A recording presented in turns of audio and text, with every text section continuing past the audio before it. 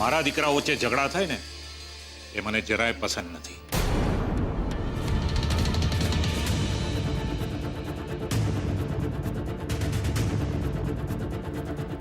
ઉત્કર્ષ, આવતીકાલે આપણે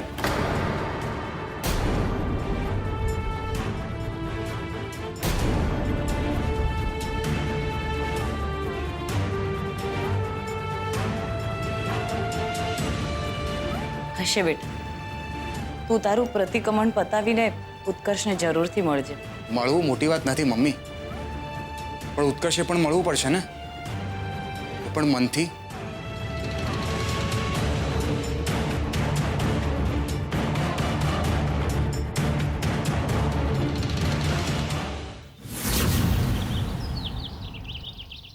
જેલમાં બેઠા બેઠા આ સુશાંતને સમજાય તો સારું કે સ્ત્રીનું મન જીત્યા વગર ક્યારેય એનો પ્રેમ નથી જીતી શકાતો. હવે એ શીખે ના શીખે શું ફરક પડે છે મમ્મી? અત્યારે આપણને તો તકલીફ પડી ગઈ ને. કિંજલના હાથમાં વાગ્યો, પપ્પાના પગમાં, અને બા જેવા લોકોને બોલવાનો મોકો મળી ગયો એ અલગથી. તારી વાત સાચી છે બીજલ, હું પણ એ જ વિચારતી હતી કે અચાનકથી જાણે કે બધા જ વિઘ્નો આપણું ઘર જોઈ ગયા છે. મને તો એ નથી સમજાતું કે શું કરવું.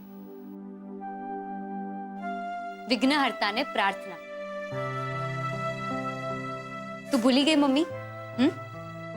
અરે હા, આ બધી લમણાજીકમાં હું આ વાત તો સાવ ભૂલી જ ગઈ. તો ચાલો આપણે બધા ગણપતિ બાપાને પ્રાર્થના કરીએ કે આપણા જીવનમાં આવતા બધા જ વિઘ્નોને હરી લે અને જેટલા પણ દુષ્ટ લોકો છે એને સદબુદ્ધિ આપે. ચાલો.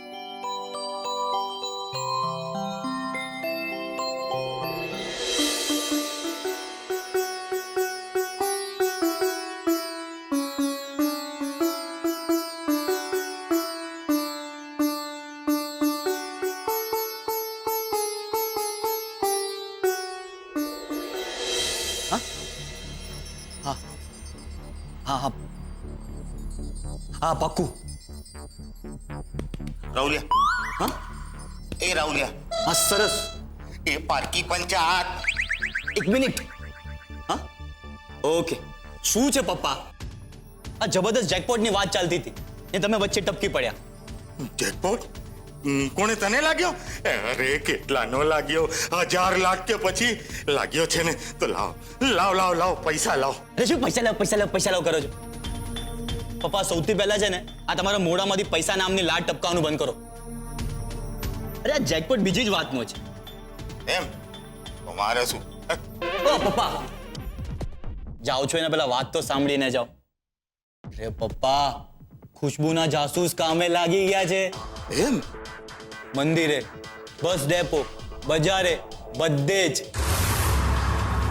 ઇન્સ્પેક્ટર રાણાના હાથે મને માર ખવડાવ્યો હતો ને. હવે જુઓ કિંજલનો કેવો ઝેર પીવાનો વારો આવે છે.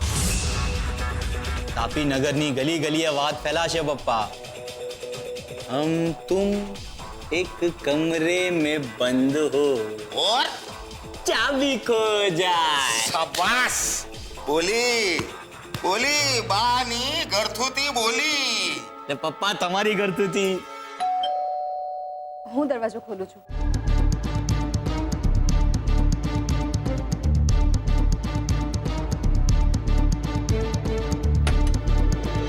અરે ઇન્સ્પેક્ટર રાણા, આવો ને.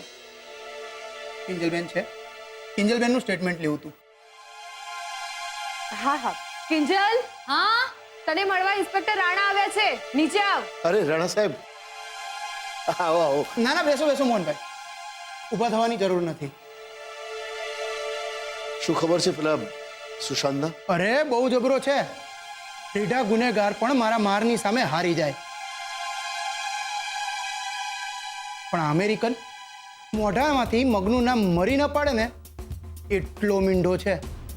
બસ એક જ વાત પકડીને બેઠો છે કે કિંજલ તો એની મરજીથી જ આવી હતી. ખોટું છે રાણા સાહેબ.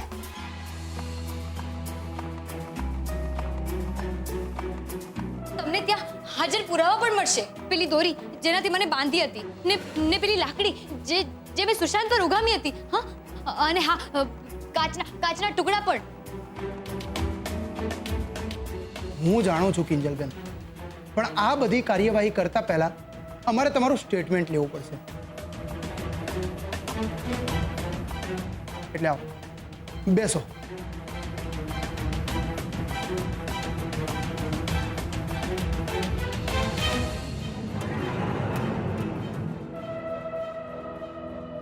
તો બોલો, તમને મંદિરેથી ઉપાડી ગયા બાદ સુશાંતે તમારી સાથે શું કર્યું હતું?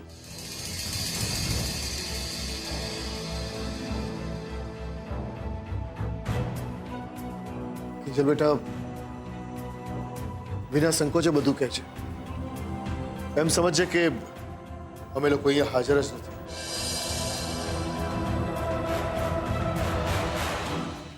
ઇન્સ્પેક્ટર સાહેબ,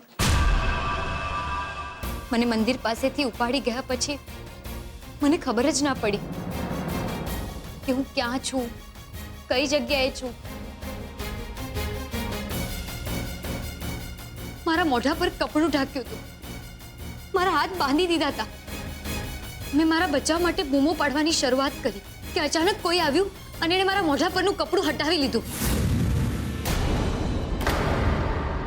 મેં પૂછ્યું, કોણ છે અહીંયા? પણ ત્યાં જ કોઈએ મારા મોઢા પર પાણી ફેંક્યું.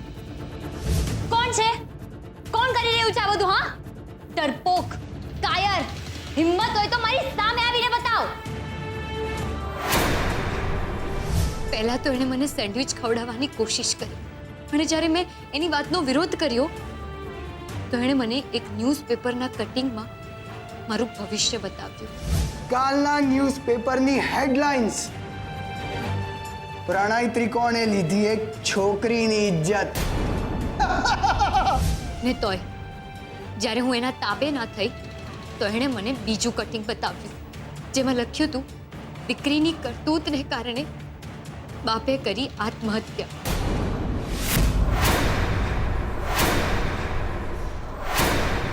આ જોઈને મને બહુ ગુસ્સો આવ્યો. મેં સીધો એને લાફો મારી દીધો. સુશાંતને સમજાઈ ગયું હતું કે એના જોરની સામે હું નબળી નથી પડવાની. એટલે એણે બીજો દાવ અજમાવ્યો. એ મને પ્રેમથી સમજાવવા બેઠો. કિંજલ, જો કિંજલ, હું તને ખુશ રાખવા માંગુ છું. હું તને સાચે પ્રેમ કરું છું. પછી શું થયું? પછી સુશાંત મારી પાસે રજિસ્ટર મેરેજનું ફોર્મ લઈને આવ્યો. મારા હાથ ખોલી નાખ્યા અને મને કે આના પર સાઇન કર. જ્યારે મેં સાઇન કરવાની ના પાડી તો એણે મને ડરાવવાની કોશિશ કરી, ધમકાવવાની કોશિશ કરી કે મારી સાથે કોઈ પણ જાતની છૂટ લઈ શકે છે.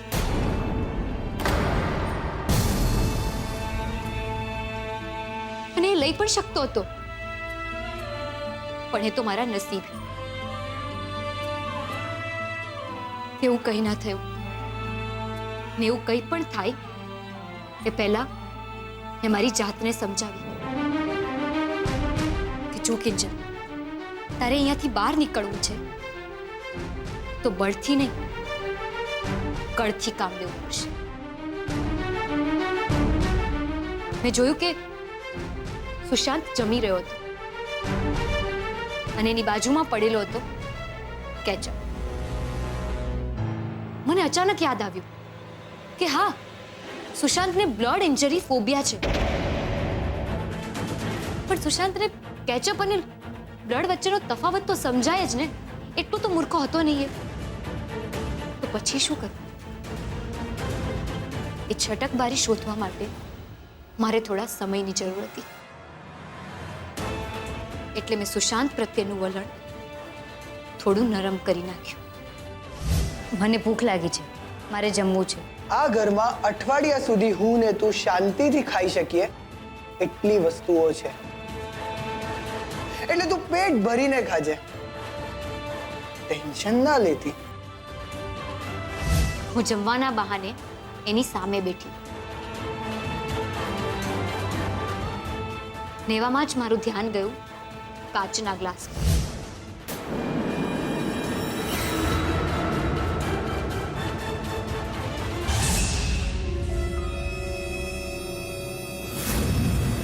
સુશાંત બેભાન થઈ ગયો હતો. હું એને બાંધી જ રહી હતી કે એવામાં મને પપ્પાનો અવાજ આવ્યો. તે થોડી જ વારમાં પપ્પા દરવાજો તોડીને અંદર આવ્યા.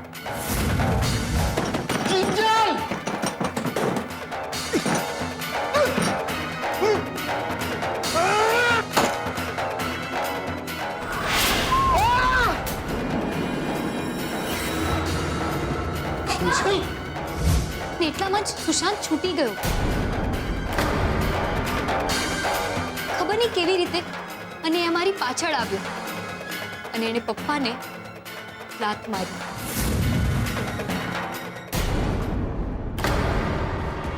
ને પછી તમે અને રૂપેશ જીજુ ત્યાં આવી ગયા. આગળ શું થયું એ તો તમને ખબર જ છે ને. Thank you Kinjalben.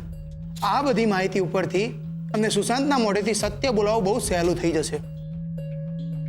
પણ તમે જે પ્રમાણે વાત કરી એ પરથી તો લાગે છે કે તમારી લડી લેવાની તાકાત અને તમારો જુસ્સો એ જ તમારી બહારે આવ્યા. એ મોહનભાઈ, તમે પણ ખૂબ હિંમત બતાવી. હવે ખબર પડી કે કિંજલબેનમાં આટલી તાકાત આવે છે ક્યાંથી.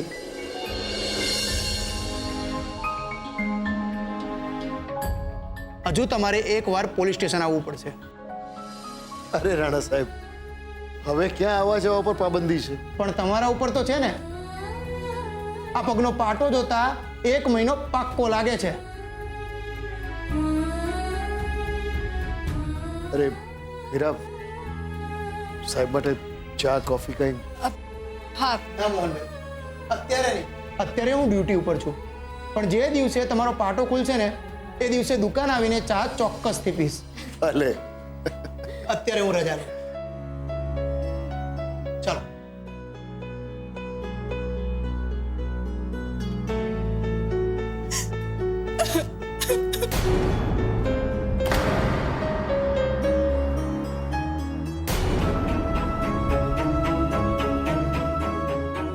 મમ્મી,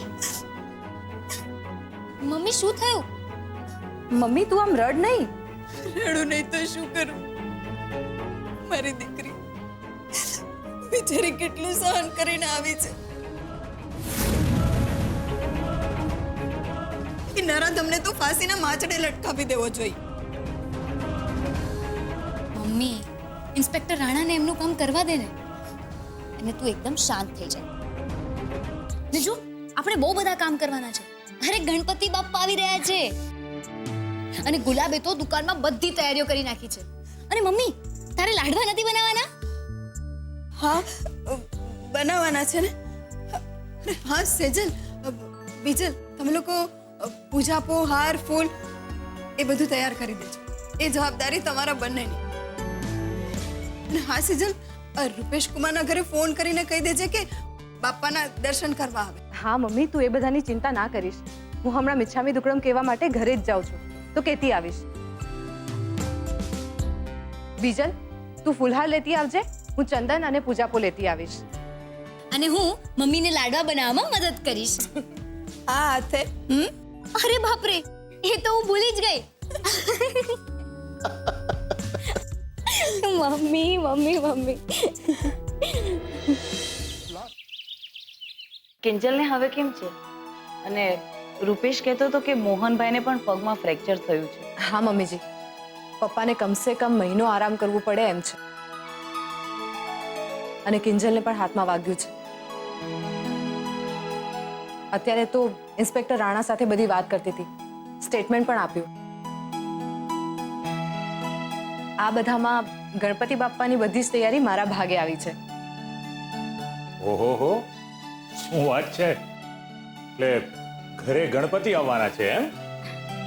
હા પપ્પાજી, એટલા માટે જ તમને ગણપતિ બાપ્પાના દર્શન કરવા માટેનું આમંત્રણ આપવા આવી છું. તમારે બધાએ આવવાનું જ છે. હા હા, અમે ચોક્કસ આવીશું. અને હું તો કહું છું આ રૂપેશને તારી સાથે હમણાં જ લેતી જાય, એટલે એ પણ તને ગણપતિ બાપાની તૈયારી કરવામાં મદદ કરે. મારી તો ના જ નથી.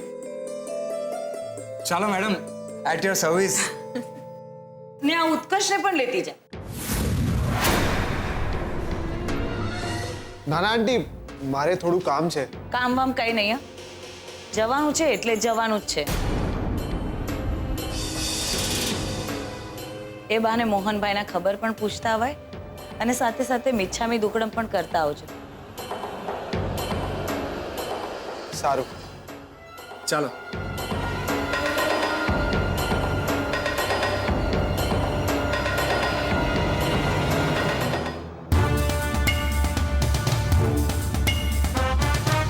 ઉત્કર્ષને જવું નહોતું તો પરાણે આવી રીતે પુણ્ય કરાવવાનો શું અર્થ છે? તું સારી રીતે જાણે છે કે ત્યાં કિંજલ પણ હોવાની. તો કિંજલ પણ અહીંયા જયા પાર્વતીના જાગરણ વખતે આવી હતી ત્યારે એણે તો નહોતું વિચાર્યું કે અહીંયા ઉત્કર્ષ હોવાનો. અને અમુક વ્યવહાર સાચવવા પડે ને એટલે સાચવવા જ પડે. ને મને તો લાગે છે કે આપણે પણ મોહનભાઈના ખબર કાઢવા જવું જ જોઈએ.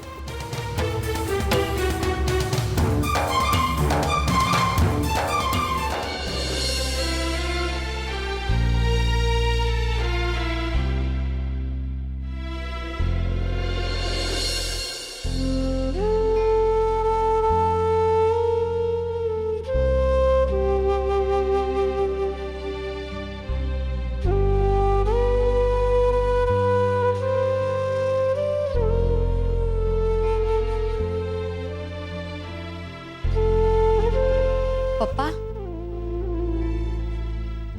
પપ્પા 2-3 દિવસ થઈ ગયા તમારા પગમાં તેલ નથી લગાવ્યું. રહેવા દે. મહિના સુધી હવે જરૂર નહીં પડે. પણ પપ્પા આ એક પગમાં તો લગાવી જ શકાય ને. કહું ને રહેવા દે. કમ સે કમ આ વાત તો તું મારી માનીશ. પપ્પા તમે મને હજુ સુધી માફ નથી કરીને. ચાલો આટલું તો સમજાયું તને. પપ્પા રહેવા દે.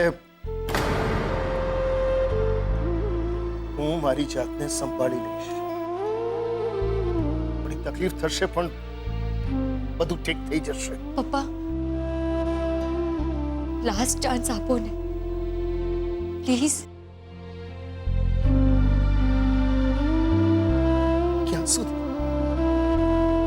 ક્યાં સુધી તું આવું બોલ્યા કરીશ મારી સામે? હા પ્લીઝ પપ્પા, લાસ્ટ ચાન્સ, છેલ્લો ચાન્સ, પ્રોમિસ. હવે નહીં. અસંખ્ય વાર તું મારી સામે આ બોલી ચૂકી છે. જે માણસને પોતાના શબ્દોની જ કિંમત ન હોય તો બીજું કોઈ એની કિંમત શું કરે? પપ્પા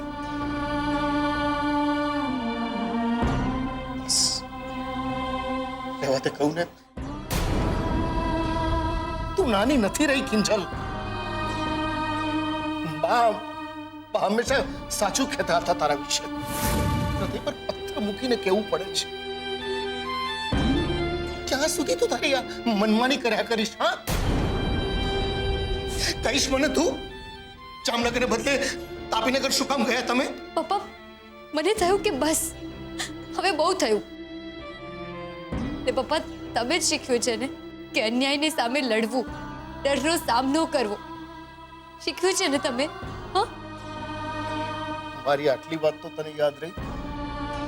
બેટા આ દિન સુધી તને માત્ર પપ્પાની શિખામણોની પડી છે, તારા પપ્પાની નહીં. એક વાત બરાબર સમજી લે બેટા કે આગમાં પાણી ન પડે, આગ સાથે હવા પડે ને તો ભવિષ્ય ભડકો હોય. એક વાત બરાબર સમજી લે બેટા, હું મારું કેફેનું સપનું જતું કરી શકીશ, તને નહીં.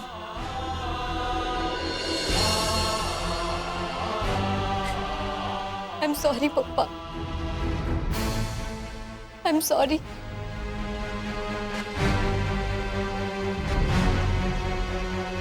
પપ્પા આજ પછી હું ક્યારેય મારા શબ્દોથી નહીં ફરું, ક્યારેય નહીં. આજ પછી ક્યારેય હું આમ એકલી સાહસ કરવા માટે નહીં નીકળી પડું, ક્યારેય નહીં.